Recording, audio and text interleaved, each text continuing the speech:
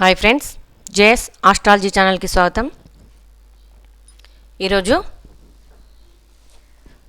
లగ్న సూర్యుడి గురించి తెలుసుకుందాం. లగ్నంలో రవిగ్రహం అంటే 1 నుండి మేషం నుండి మీనం వరకు ఈ 12 లగ్నాలలో రవి ఉంటే, అంటే మేష లగ్నంలో రవి, వృషభ లగ్నంలో రవి, ఇలా 12 లగ్నాలలో రవి ఉన్నప్పుడు మనకి ఎలాంటి ఫలితం ఉంటుంది చూద్దాం. రవి 12 లగ్నాలలో ఉన్నప్పుడు మామూలుగా రవి అంటేనే జాతకుడికి ఆత్మవిశ్వాసం, నాయకత్వ లక్షణాలు, సమాజంలో గౌరవం, కాస్త అహంకారం, ఈగో ఉంటాయని చెప్పొచ్చు. అంటే ఇవి రవిగ్రహ లక్షణాలు. ఇక శరీరం వేడితత్వ శరీరాన్ని ఇస్తాడు. అయితే ఈ రవి ఆ లగ్నానికి ఎలాంటి శుభ ఫలితాలు మరియు అశుభ ఫలితాలు, ఆధిపత్యము తీసుకుంటాడు అనేది చూద్దాం. ఇప్పుడు మేషలగ్నానికి రవి లగ్నంలోనే ఉన్నప్పుడు, మేషలగ్నానికి రవి ఏమవుతాడు? మేషలగ్నం కాలపురుష చక్రంలో 1వ లగ్నం, 1వ రాశి. సో ఇక్కడ నుండి మనం తన సొంత రాశి ఏంటి రవికి? సింహం. అంటే మేషం నుండి లెక్కిస్తే 5వ ఇల్లు అన్నమాట. అంటే ఇప్పుడు మేషలగ్నానికి పంచమాధిపతి లగ్నంలో ఉన్నప్పుడు అని చెప్పొచ్చు ఇప్పుడు ఇక్కడ. అయితే రవి 5వ ఇల్లైన సింహరాశికి అధిపతి కావడం వల్ల, ఇక లగ్నమైన మేషంలో ఉండడం వల్ల మేషరాశిలో సూర్యుడు ఉచ్చస్థితిని పొందుతాడు, ఎగ్జాల్టేషన్లో ఉంటాడని చెప్పొచ్చు. ఇది జాతకుడికి అత్యంత శుభప్రదమైన కాంబినేషన్. ఇక్కడ త్రికోణాధిపతి కేంద్ర లగ్నంలో ఉచ్చపడటం వల్ల గొప్ప రాజయోగం పడుతుందని కూడా చెప్పచ్చు. జాతకుడికి అపారమైన తెలివితేటలు, సృజనాత్మకత, ఉన్నత విద్య, పూర్వ పుణ్యబలం లభిస్తాయని చెప్పచ్చు. సమాజంలో అత్యున్నత స్థాయి, కీర్తి, ప్రభుత్వ రంగంలో లేదా లీడర్షిప్ పొజిషన్లో కూడా ఉంటారని చెప్పొచ్చు.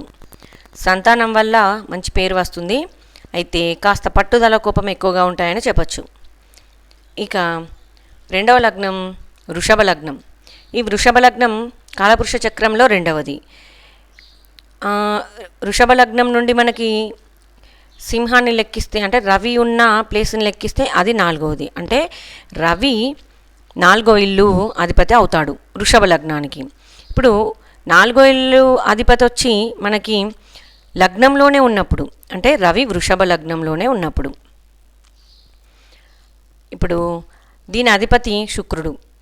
ఇది రవి ఇల్లైన సింహరాశికి అధిపతి, సుఖాధిపతి అయి లగ్నంలో ఉన్నప్పుడు వృషభం, అక్కడ శుక్రుడిల్లు. ఇది రవికి శత్రుక్షేత్రం అని చెప్పచ్చు. ఇక్కడ మరి ఫలితాలు ఎలా ఉంటాయి? లగ్నంలో శత్రు రాశిలో రవి ఉన్నప్పుడు, అంటే వృషభ లగ్నానికి రవి శత్రువు, అప్పుడు లగ్నంలోనే ఉండడం వల్ల మనశ్శాంతి కాస్త తగ్గుతుంది అని చెప్పచ్చు. కంటి సమస్యలు, తలనొప్పి రావచ్చని చెప్పచ్చు. ఇక భూములు, వాహనాలు వంటి వాటి సుఖాలు లభిస్తాయని కూడా చెప్పచ్చు. కానీ వాటి కోసం చాలా కష్టపడాల్సిన పరిస్థితి కూడా వస్తుందని చెప్పచ్చు. ఇక తల్లిగారితో చిన్నపాటి విభేదాలు ఉంటాయి. ఆమె ఆరోగ్యంపై ప్రభావం ఉంటుంది. సమాజంలో మంచి హోదా ఉంటుంది, కానీ మనసు ఎప్పుడు ఏదో ఒక అసంతృప్తి ఉంటుంది. ఇక 3వ లగ్నం మిథున లగ్నం. ఈ మిథున లగ్నం నుండి చూస్తే రవి తృతీయాధిపతి అవుతాడు. అంటే రవి 3వ ఇల్లైన సింహరాశికి అధిపతి. ఇది భాతృ స్థానం, విక్రమాధిపతి స్థానం అయి లగ్నంలో, అంటే మిథున లగ్నంలో రవి ఉన్నప్పుడు అది మిథునము, అక్కడ బుధుడిల్లు. ఓకే, ఇక్కడ జాతకుడికి అద్భుతమైన కమ్యూనికేషన్ స్కిల్స్, ధైర్యము, ఆత్మవిశ్వాసం ఉంటాయి. సొంత నిర్ణయాలతో పైకి వస్తారు. సెల్ఫ్ మేడ్ పర్సన్స్ అని కూడా చెప్పచ్చు. ఇంకా రైటింగ్, జర్నలిజం, మీడియా రంగాలలో రాణిస్తారు. చిన్న వయసులోనే బాధ్యతలు తీసుకుంటారని కూడా చెప్పచ్చు. తోబుట్టువులతో, ముఖ్యంగా తమ్ముళ్ళతో సంబంధాలు కాస్త అగాధంగా ఉంటాయని కూడా ఇక్కడ చెప్పచ్చు. ఇక్కడ ప్రయాణాలు ఎక్కువ కలిసి వస్తాయి, బుద్ధి కుశలత బాగుంటుంది. బుధుడు సూర్యుడికి మిత్రుడు అవడం వల్ల మిత్రరాశిలోనే మిథున రాశిలో మిథున లగ్నంలో రవి ఉండడం వల్ల జాతకుడికి ఈ ఫలితాలు ఉంటాయి. ఇక కర్కాటక లగ్నము అక్కడ రవి ఉన్నప్పుడు, అంటే కర్కాటక లగ్నంలోనే రవి ఉన్నప్పుడు, అంటే లగ్నంలో రవి ఉండి అది ద్వితీయాధిపత్యం ఉంటుంది అప్పుడు, అంటే ద్వితీయాధిపతి లగ్నంలో ఉండడం. ఓకే, రవి 2వ ఇల్లు అయిన సింహరాశికి అధిపతి అయి, అంటే ధనాధిపతి అయి లగ్నంలో కర్కాటక లగ్నంలో అంటే చంద్రుడింట్లో ఉంటాడని చెప్పచ్చు. ఇక ఇక్కడ ధనాధిపతి లగ్నంలో ఉండడం వల్ల ఆర్థిక స్థితి మంచి స్థితిలో ఉంటుందని కూడా మనం చెప్పచ్చు. ఇక్కడ కుటుంబ సభ్యుల మద్దతు ఉంటుంది, ముఖంలో ఒక ప్రత్యేకమైన తేజస్సు రాయల్ లుక్ ఉంటుంది, మాట తీరు చాలా గంభీరంగా ఉంటుందని కూడా చెప్పచ్చు.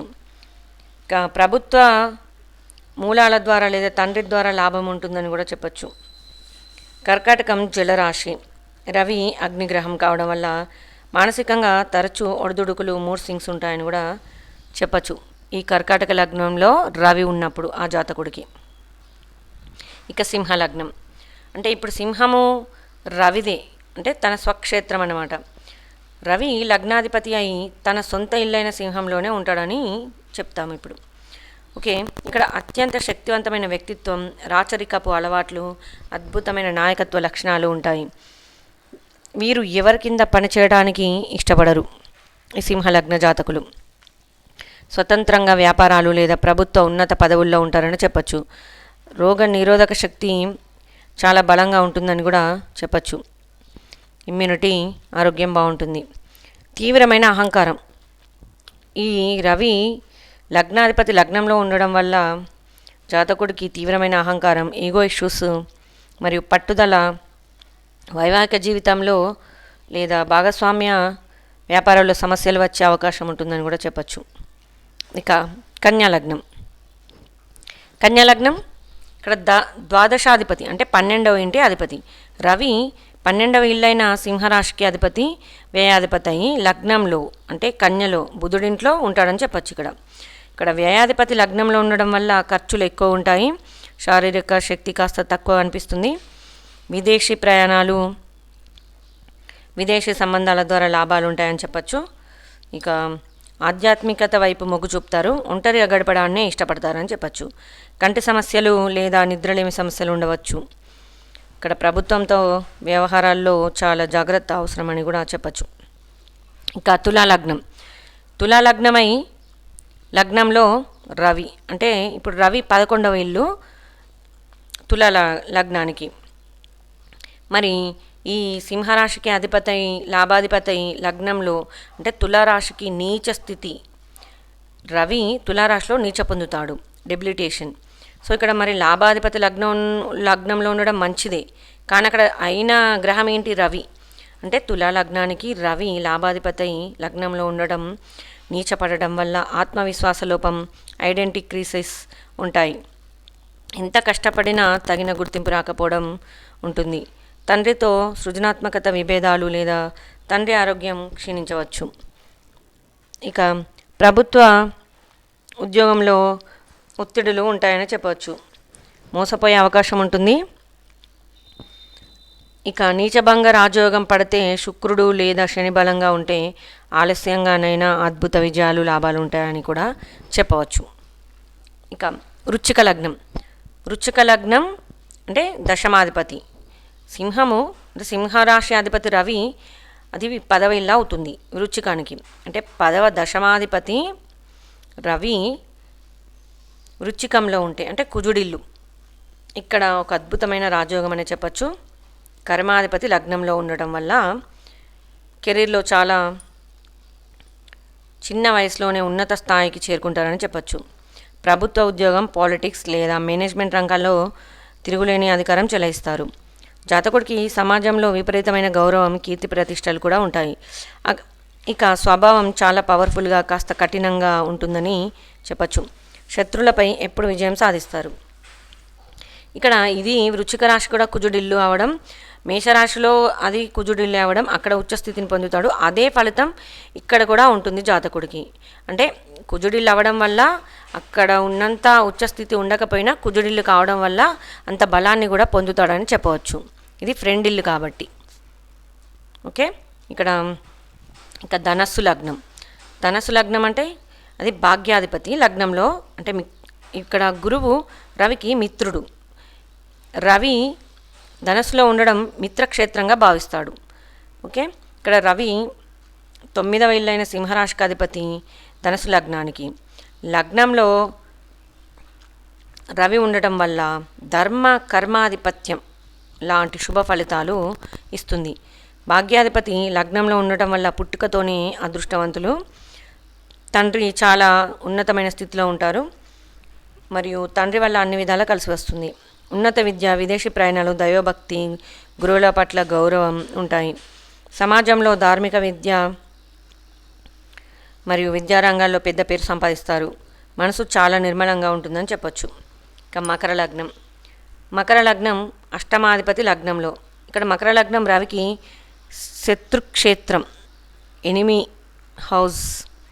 మరి ఇప్పుడు 8వ ఇల్లు అధిపతి వచ్చి మనకి లగ్నంలో ఉండడం వల్ల రవి 8వ ఇంటి అధిపతి అయి మకరంలో అంటే మకర లగ్నంలో రవి ఉన్నప్పుడు ఆ శని ఇల్లు తీవ్రమైన శత్రుక్షేత్రం. అంటే వీళ్ళిద్దరు తండ్రి కొడుకులైనా కూడా రవి శనికి శత్రువులు అని చెప్తారు. మకర లగ్నానికి రవి అశుభుడు, అష్టమాధిపతి దోషం. లగ్నంలో శత్రువు ఇంట్లో ఉండటం వల్ల జీవితంలో తీవ్రమైన ఒడిదుడుకులు, అప్స్ అండ్ డౌన్స్ ఉంటాయని చెప్పచ్చు. ఆరోగ్యం విషయంలో చాలా జాగ్రత్త ఉండాలి. ముఖ్యంగా గుండె, ఎముకలు, కంటి సమస్యలు వస్తాయి. ప్రభుత్వపరమైన ఇబ్బందులు లేదా ఆకస్మిక నష్టాలు వచ్చే అవకాశం ఉంది. ఇక అయితే research, occult sciences, astrology, mystery subjects, insurance రంగంలో ఉన్న వారికి రవి అకస్మాత్తుగా పెద్ద సక్సెస్ ఇస్తాడని చెప్పచ్చు.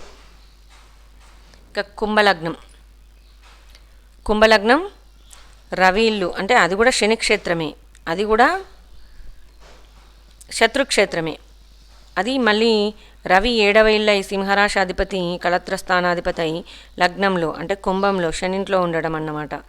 ఇప్పుడు సప్తమాధిపతి లగ్నంలో ఉండటం వల్ల భాగస్వామి చాలా పవర్ఫుల్, అథారిటేటివ్ మరియు సమాజంలో మంచి హోదా కలిగిన వ్యక్తి అయి ఉంటారు.